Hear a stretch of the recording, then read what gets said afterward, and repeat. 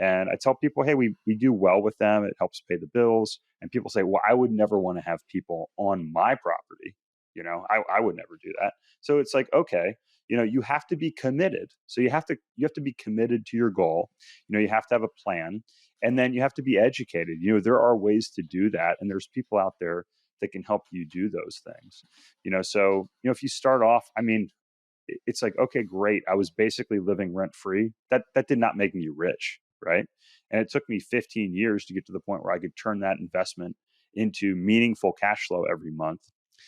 So you have to be disciplined to do that. But it's just like anything else. If you have the right mindset and you're looking for deals, I just had one come along in the past couple months here that is, it's one of those, once a year deals that comes by.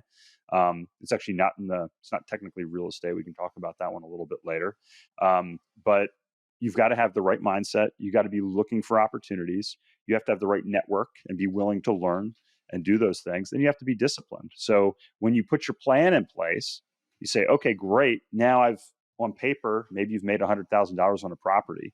If you're like my friend that sells his, house for a windfall and buys, a $25,000 watch after paying tax on the gain, that's not going to get you wealthy.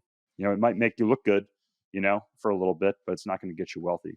So here's a couple of curiosities. But now the Cliff Notes version is I bought my first house when I was 20 and then 21 and 22. So I had 3 properties before I graduated college, very similar path.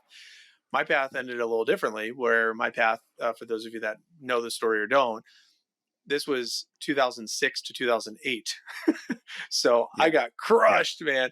So I got absolutely crushed. I lost the properties, $130,000 in debt. My credit score went down to 400. I was near bankrupt.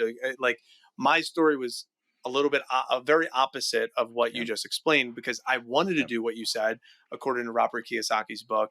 I read Rich Dad Poor Dad. I'm buying a house, not buying a car. And I'm like, assets, not liabilities. So if one of our listeners, if somebody's listening right now and says, okay, I got, maybe it's not $3,000 in today's dollars, maybe it's 10 grand. All right.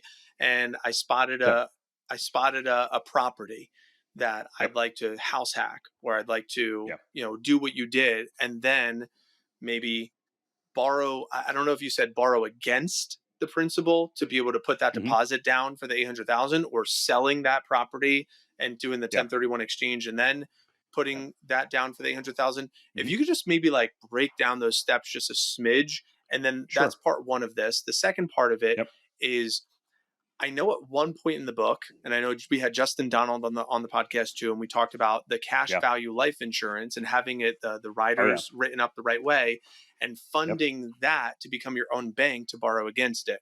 So at what point would it make sense to do the real estate deal first, or does it make sense to build up the cash value policy and then borrow against that first to become your own bank, so that money that is continue growing? So I'd love to hear your strategy there and your advice on any of that.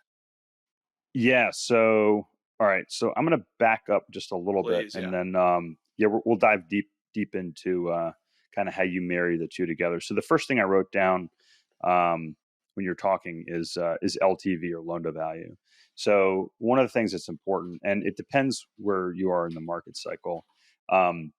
So you have to understand where you are in the real estate cycle. So I stopped buying in 2005, and if you're cognizant of how the real estate cycle moves, it typically moves in about 18 and a half year cycles, 18.6 year if you average it out, going back to when we started to track this in this country in the 1850s.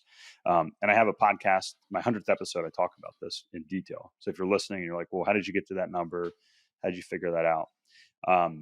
And it's based on monetary expansion. So land values increase. We're able to borrow on that. Banks are able to borrow. And, we see this. And we're at a point right now that's probably very similar to, 2004, 2005, where it doesn't make a tremendous amount of sense to go buy a residential property and rent it out because the numbers didn't work. So, Mike, how much, when you bought those houses, how much down did you put? Do you remember? Percentage-wise? So the first one was 161, and I put down probably 10% at that point. That was 2005, 2006. Yep. And how much were you cash flowing a month? Do you remember? Like, On the property, I had two yeah, roommates that I was renting those gotcha, to that were bringing in gotcha. probably 1,500 a month, Yeah, and yeah, then I was living rent free, essentially. yeah. Cool. Yeah, so you're house hacking those. What Yeah. about the other ones you bought? The other one was a condo in Naples that was 230, and Yeah, I put about 20%. I put about 20 grand on that one down, yeah, and then the other one was yeah. going into auction. So that one was a steal because it Oh, got was, it. yeah, that was the right timing on that one. Yeah, So I didn't actually have to yep, come out of pocket and put anything down. yeah, I just needed to have just take over the mortgage on it. yeah. And your rents were covering your mortgages pretty comfortably there?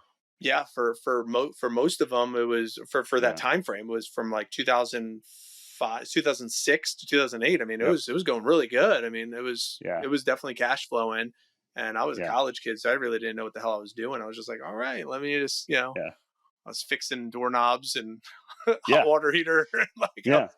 like, Yeah. So I listen, like, it sounds like your loan to values weren't terrible. We typically have like 75% or less, loan to value on those. So like, that's one thing that's important. I kind of, if you look at long term, what are kind of some things that you can watch long term to be safe? You have kind of responsible loan to values. Like right now, we're putting like 60% down on a lot of our property. I'm sorry, 40% down, like 60% loan to values, which is not very high and takes a lot of equity, right? So we have a lot of equity in the properties. We typically have at least 6 months of operating reserves in those properties, and they're commercial properties. So they're a little less likely to be hit by the whims of the residential market where values can fluctuate. And I'm not sure what type of loans you had, but the issue is a lot of the banks called some of the might have loans been and HELOCs and FHAs stuff at like that that back point. then. I don't Yeah, even I think that yeah, sounds right. yeah. And there was a systemic collapse during that time, so I think a lot of people really got hit. But if you have cash flowing properties, if you have lower loan to values, if you have high reserves, and the problem with residential properties is if one of those tenants or residents moves out, you have a high vacancy rate, like 100% vacancy when somebody moves out, versus an apartment where you could have, we can run most of our properties at 70% or lower occupancy and break even, which is one of the nicer things.